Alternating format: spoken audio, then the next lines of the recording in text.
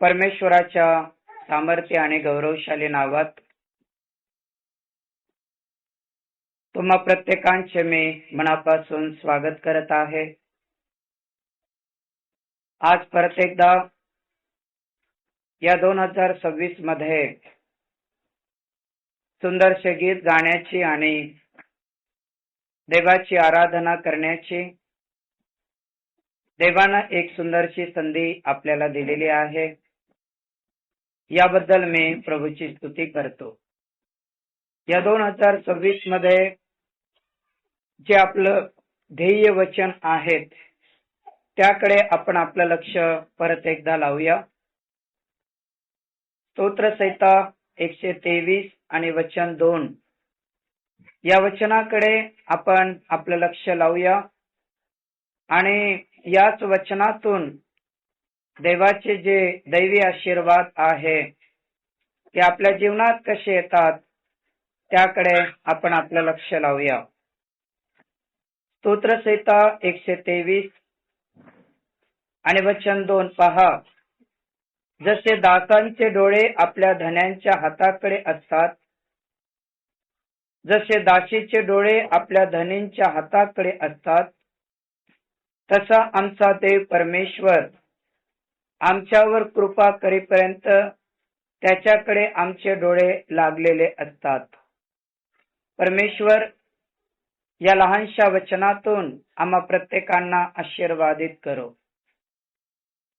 एखाद्या प्रश्नाचं उत्तर देत असताना देव सर्वसाधारण लोकांना पटल अशा प्रकारचे उदाहरण पण देत असतो. उदाहरणाच्या द्वारे आपल्याला देवाची जे महिमा आहे किंवा देवाची जे तळमळ आहे ते आपल्या लक्षामध्ये येत असतात. आणि म्हणून काही वचन इतके महत्वाचे असतात, परंतु ते मनुष्याला समजावं, ते मनुष्याने ते समजून घ्यावं म्हणून काही उदाहरणं परमेश्वर स्वतःहून देत असतो. तर या ठिकाणी काय उदाहरण दिलं की जसे दासाचे डोळे आपल्या धन्यांच्या हाताकडे असतात, कारण एक दास आपल्या धन्याचा गुलाम असतो आणि धनी जे काही त्याला काम सांगते तो सकाळी 6 वाजतापासून रात्रीचे 6 वाजेपर्यंत करतो. परंतु त्या दासाचा एक परिवार आहे, एक कुटुंब आहे, ज्यांच्या खाण्यापिण्याची व्यवस्था पूर्णपणे या व्यक्तीवरती अवलंबून आहे. आणि मग सकाळपासून संध्याकाळपर्यंत काम केल्यानंतर घरी जाण्याच्या अगोदर एक दास आपल्या धन्याच्या हाताकडे लक्ष देतो की आज मला हा धान्य देईल का, आज हा मला काहीतरी भाजीचं देईल का, आमच्या घरात थंडी खूप आहे, काही आम्हाला गरम कपडे देईल का, आमचं घर गळत आहे, आम्हाला काहीतरी आमची व्यवस्था करेल का, आमचं लेकरू बिमार आहे, त्या बिमारीतून बाहेर काढण्यासाठी आम्हाला काहीतरी मदत करेल का. अशा प्रकारे एका दासाचं लक्ष हमेशा आपल्या धन्याच्या हाताकडे लागलेलं असते.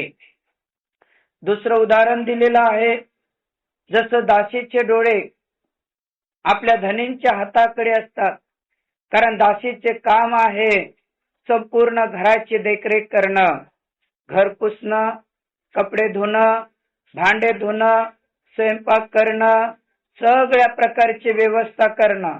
आणि सगळं काम आवरल्याच्या नंतर ती सुद्धा आपल्या दासीकडे, आपल्या धनींकडे आपलं लक्ष लावते की मला काहीतरी मिळेल, कारण माझी लेकरं उपाशी आहेत, माझ्या घरात काही प्रॉब्लेम, काही प्रश्न आहेत, आमच्या कुटुंबामध्ये खूप काही गरजा आहेत आणि त्या संपूर्ण गरजा देव यांनी, माझ्या धन्यांनी पुरवावं म्हणून ती सुद्धा त्या ठिकाणी आपल्या दासींकडे लक्ष लावत असते. मग एक दास आपल्या धन्यांकडे लक्ष लावतो, एक दासीन आपल्या धनींकडे लक्ष लावतात आणि जोपर्यंत त्यांची गरज पूर्ण होत नाही तेपर्यंत ते सतत आणि सतत आपले नेत्र त्यांच्याकडे लावत असतात. वचन 2 सांगते, तसं आमचा देव परमेश्वर आमच्यावर कृपा करीपर्यंत त्याच्याकडे आमचे डोळे लागलेले असतात. तसा आमचा देव परमेश्वर आमच्यावर कृपा या शब्दाचा अर्थ आशीर्वाद. जेपर्यंत देव मला आशीर्वाद देत नाही तेपर्यंत माझं लक्ष, तेपर्यंत माझे नेत्र माझ्या परमेश्वराकडे लागलेले असतात. आणि म्हणून या 2026 मध्ये तुम्ही जे काही करता, ज्या काही कामामध्ये तुम्ही प्रवीण आहात, ऍक्टिव्ह आहात, त्या प्रत्येक गोष्टीमध्ये देवाने तुम्हाला प्रतिफळ द्यावं, देवाने तुमच्या प्रश्नाचे उत्तर द्यावं, देवाने तुमच्या सगळ्या प्रार्थनेचं उत्तर द्यावं. म्हणून आपलं लक्ष त्या परमेश्वराकडे लागणं, आपले नेत्र परमेश्वराकडे लागणं आपल्यासाठी फार महत्वाचे आहे. कारण आपण देवाची लेकरं आहोत. आपल्याला देवाशिवाय कुणाचा आधार नाही, आपल्याकडे देवाशिवाय कुणाचा पर्याय नाही. ज्यावेळेस पेत्र प्रभू येशू ख्रिस्ताला म्हणाला की प्रभू तू पाण्यावरून चालत आला ना तर मलाही येण्याची आज्ञा कर. आणि जेपर्यंत पेत्राचं लक्ष प्रभू येशू ख्रिस्ताकडे होतं, प्रियांनो बायबल आम्हाला शिकवते की पेत्र पाण्यावरून चालत चालत येशूकडे चाललेला आहे. परंतु काही वेळेनं त्याने देवाकडली दृष्टी हटवली. काही वेळाने त्याने परमेश्वराकडे पाहणं बंद केलं. त्याने डावी उजवीकडे पाहिलं की आतापर्यंत इतकं वादळ होतं, इतकं तुफान होतं, पावसा पाण्याच्या इतक्या मोठ्या लाटा होत्या आणि मी एक सर्वसाधारण व्यक्ती पाण्यावरून कसं काय चालत आहे. आणि ज्यावेळेस त्यांनी डावीकडे आणि उजवीकडे पाहिलं, बायबल सांगते की देवापासून त्याची दृष्टी हटले आणि पाण्यामध्ये काय झाला, बुडाला, पाण्यामध्ये डुबला. आणि स्वतः पेत्र म्हणतो की मी मरत आहे.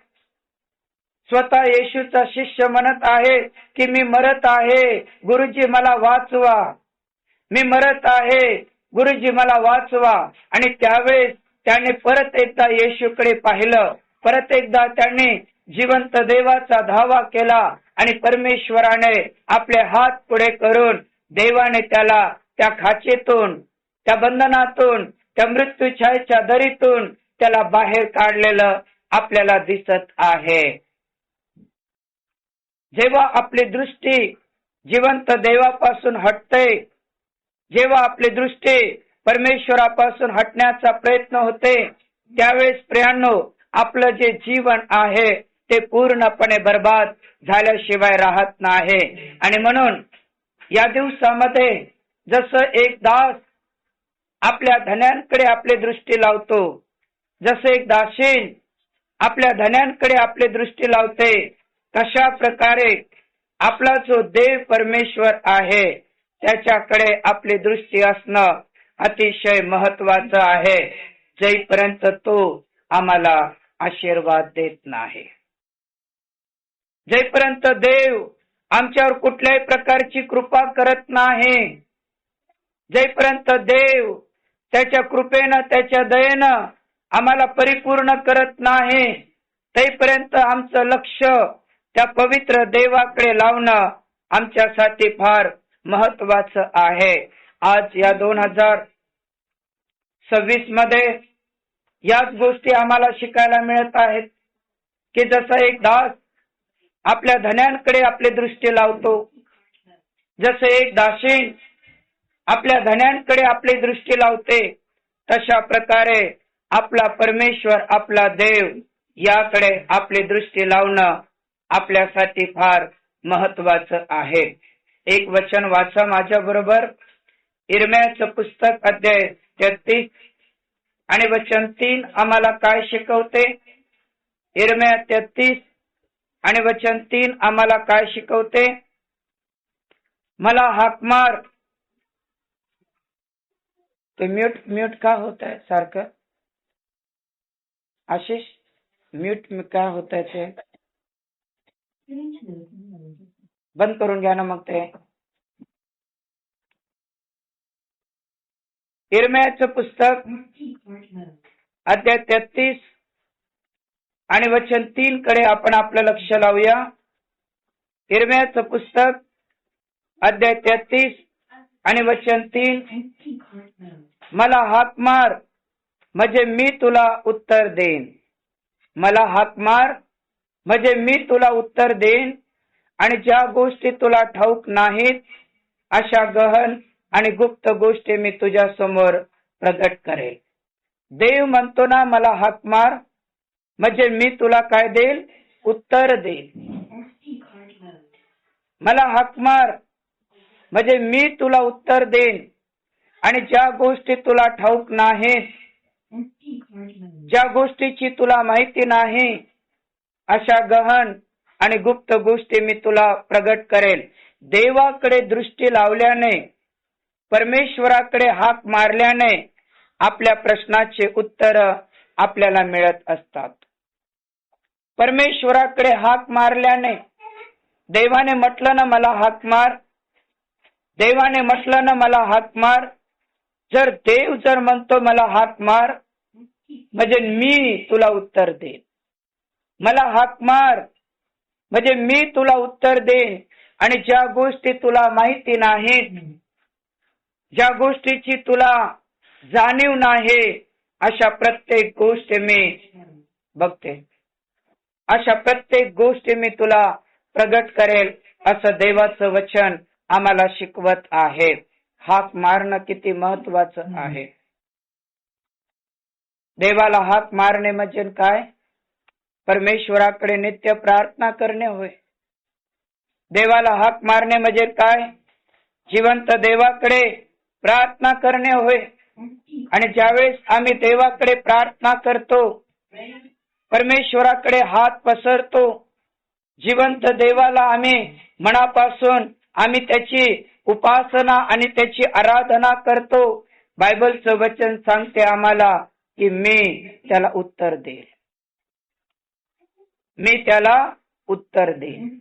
जेपर्यंत आपण परमेश्वराला हाक मारणार नाही तेपर्यंत देव आपल्याला कुठल्याही प्रकारचं उत्तर देणार नाही, कुठल्याही प्रकारचं उत्तर देणार नाही. तुम्हाला आठवते का, ज्यावेळेस योना याला निनवे शहरामध्ये पाठवण्यात आलं, परंतु तो निनवे शहरात न जाता कुठे गेला?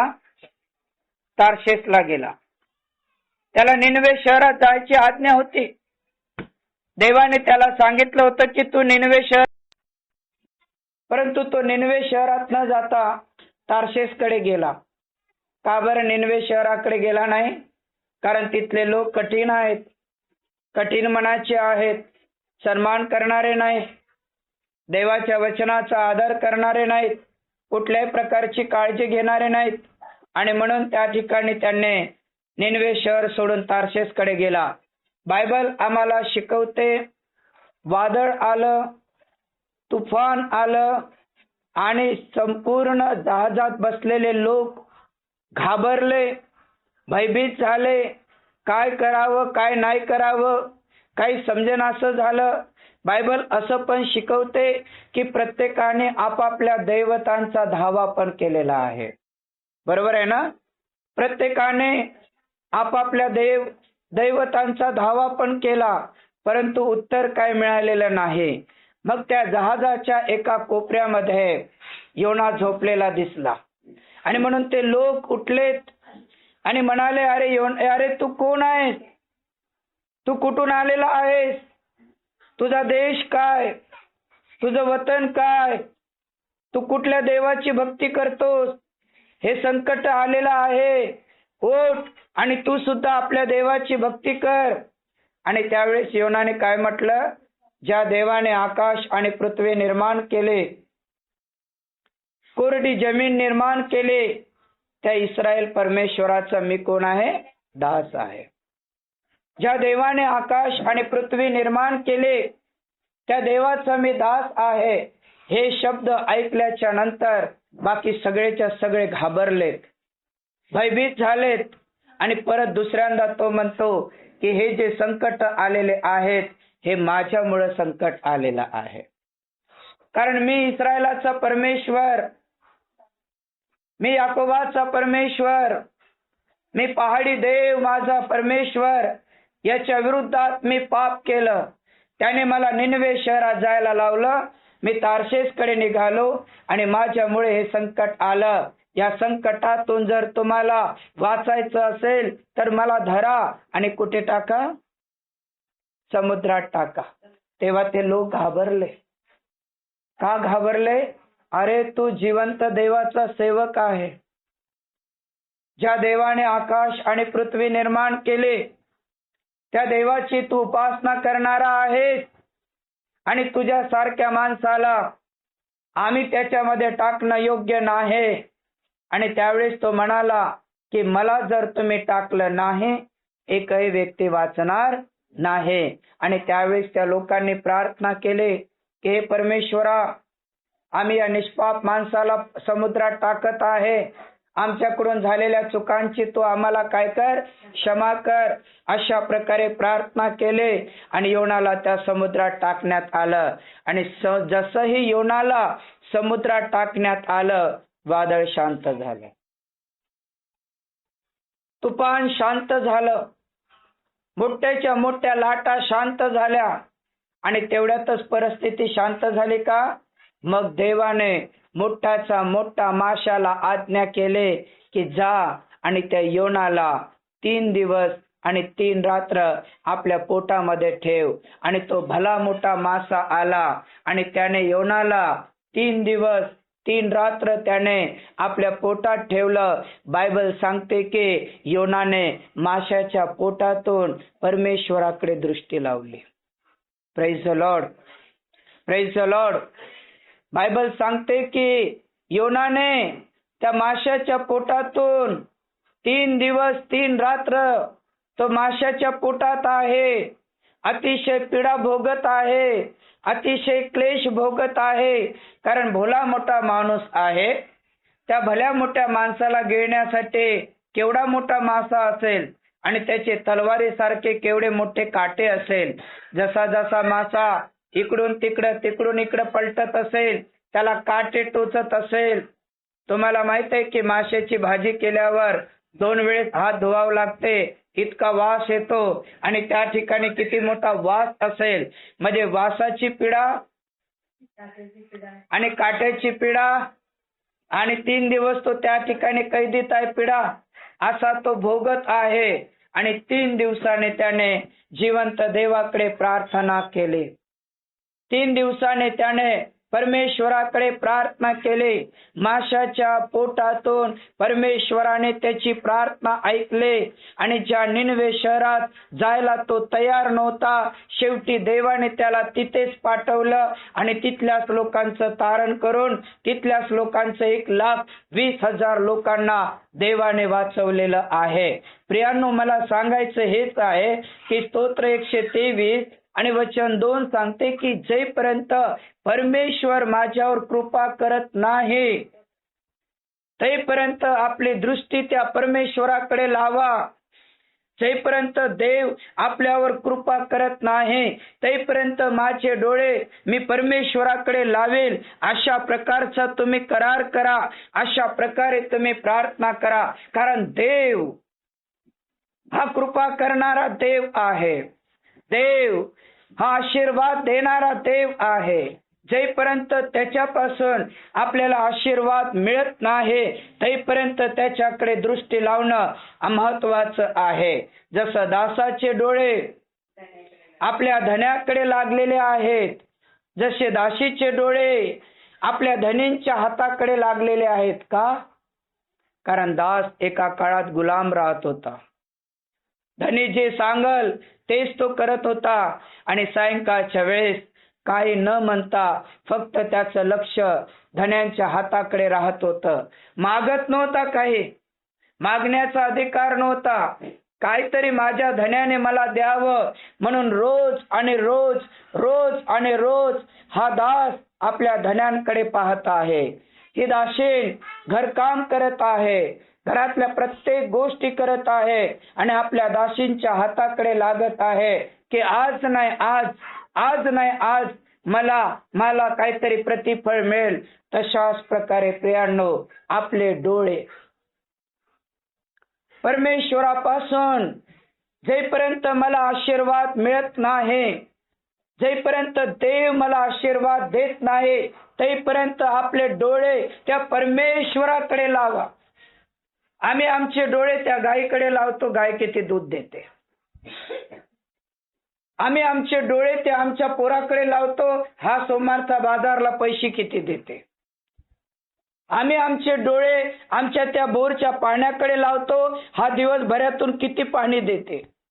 आम्ही आमचे डोळे याच्याकडे नाही त्याच्याकडे नाही त्याच्याकडे, आम्ही जगात एकच काम करत आहोत, याच्याकडे डोळे लावा त्याच्याकडे डोळे लावा. ज्या देवापासून आपल्याला आशीर्वादाची रेलचेल मिळते, ज्या देवापासून आपल्याला सर्व प्रकारचं प्रतिफळ मिळते, ज्या देवापासून आपल्याला असंभव गोष्टी संभव आपल्याला मिळते, त्या परमेश्वराकडे आपली दृष्टी लावणं किती महत्वाचं आहे. कारण इर्म्या 33:3 सांगते, मला हाक मार म्हणजे मी तुला उत्तर देईन.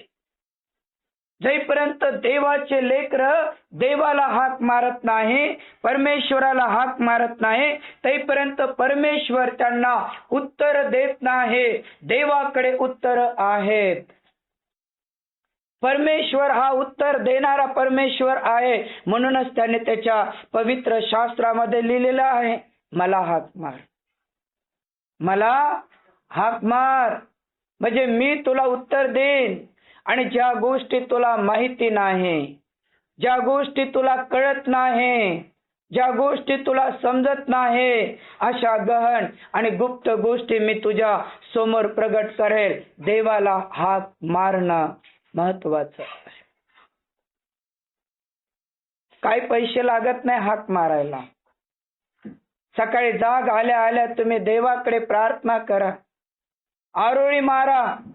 तुमचे प्रश्न भरपूर आहेत, तुमचे प्रश्न न सुटण्यासारखे आहेत असं तुम्हाला वाटत असेल, वेगवेगळ्या प्रकारच्या अडचणीत आणि संकटात आपण आहोत, परंतु 2026 मध्ये देवाने वचन दिलेलं आहे ना, की जेपर्यंत परमेश्वर मला कृपा देत नाही, तेपर्यंत मी आपली दृष्टी त्याच्यापासून हटवत. हे स्तोत्र मला असं वाटते औरोनाने लिहिलेलं आहे नाही का.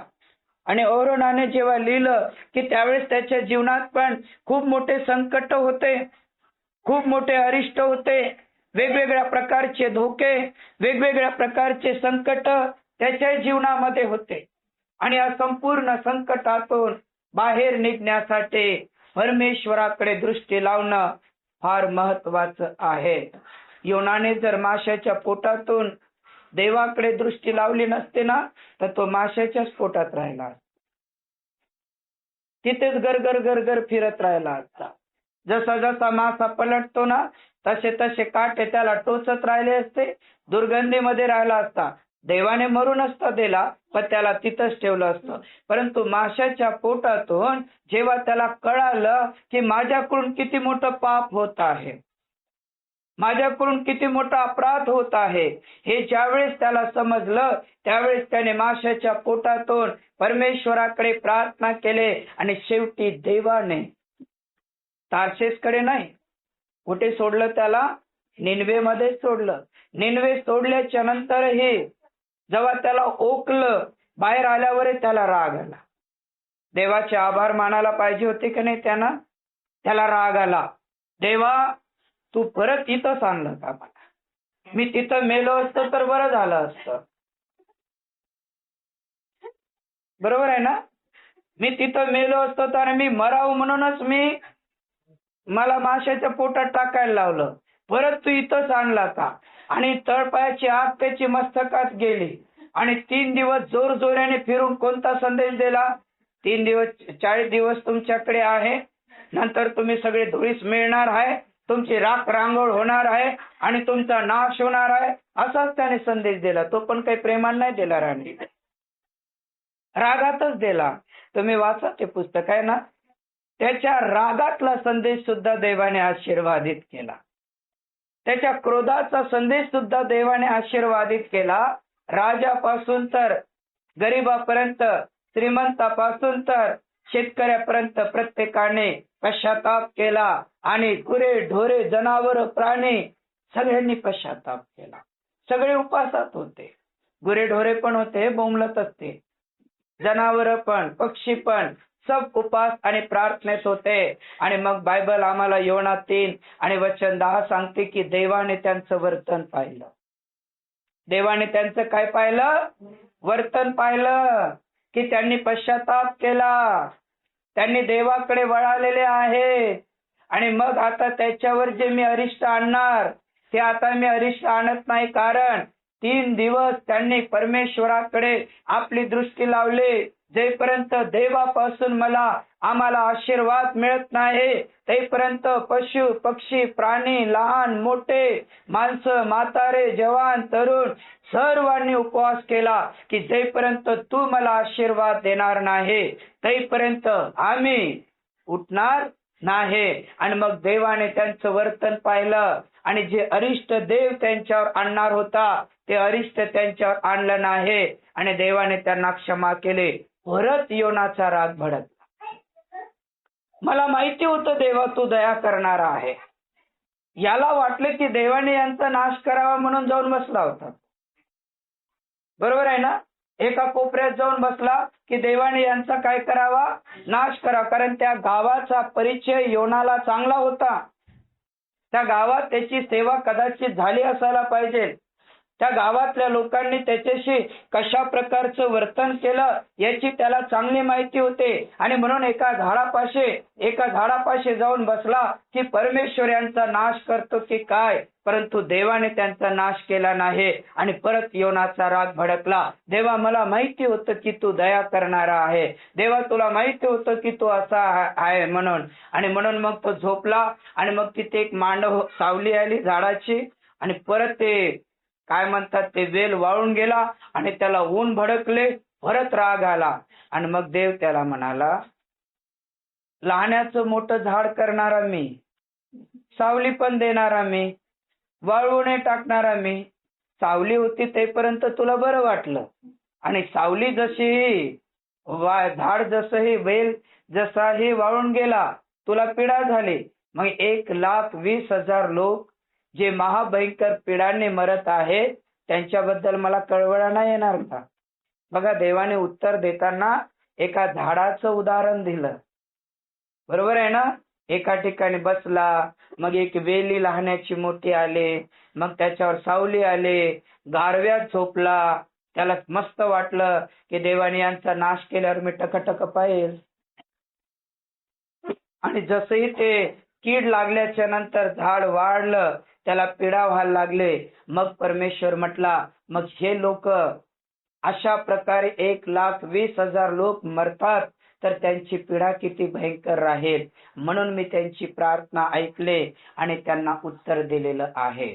एक दास जसं आपल्या धन्यांकडे आपली दृष्टी लावतो, एक दासीन जशी आपल्या धन्यांकडे आपली दृष्टी लावते, तसाच आपला देव परमेश्वर आपल्यावर कृपा करीपर्यंत, आपल्यावर दया करीपर्यंत परमेश्वराकडे आपली दृष्टी लावा. जिवंत देवाकडे आपली दृष्टी लावा. कारण तो तुम्हाला या 2026 मध्ये तुम्हाला खाचेच्या बंधनातून, पिढेच्या बंधनातून, संकटाच्या बंधनातून, अरिष्टाच्या बंधनातून, वेगवेगळ्या आजारपणाच्या बंधनातून तो तुम्हाला बाहेर काढल्याशिवाय राहणार नाही. चला यावेळेस आपल्या पायावर आपण उभे राहूया. परमेश्वराच्या हातात आपलं जीवन आपण समर्पण करूया आणि देवाकडे आपण प्रार्थना करूया. धन्यवाद येशू, धन्यवाद येशू, धन्यवाद येशू, धन्यवाद येशू.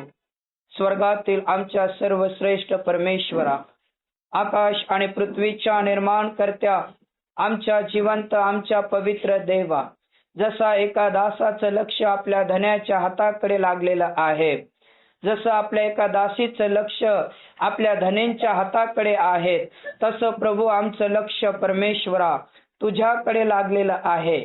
या 2026 मध्ये देवा तुझ्यापासून मिळणारे आशीर्वाद तुझ्यापासून मिळणारी बरकत, तुझ्यापासून मिळणारे अनुग्रह याची देवबाप्पा आम्ही वाट पाहत आहे. हे पवित्र देवा, हे सामर्थ्यवान देवा, हे सर्वशक्तिमान देवा, प्रवेशूच्या नावात हे आमचं चर्च तू आशीर्वादित कर. आमच्या चर्चवर परमेश्वरा तुझा विपुल आणि मोठा आशीर्वाद तू दे. प्रत्येकाचं राखण आणि रक्षण तू कर. प्रत्येकांच्या घरादारात सुख शांती समाधान तू दे. जे जे लोक हे वचन ऐकत आहेत त्या प्रत्येकावर परमेश्वरा तुझ्या विपुलतेचा आशीर्वाद दे, सामर्थ्याचा आशीर्वाद तू दे, कृपेचा आशीर्वाद तू दे. आणि परमेश्वर बाप्पा, आमचं नको तर आमच्या जीवनाद्वारे तुझाच गौरव कर. प्रार्थना ऐकलीस, तुला मी धन्यवाद देतो. येशूच्या नावात मागतो, आमेन.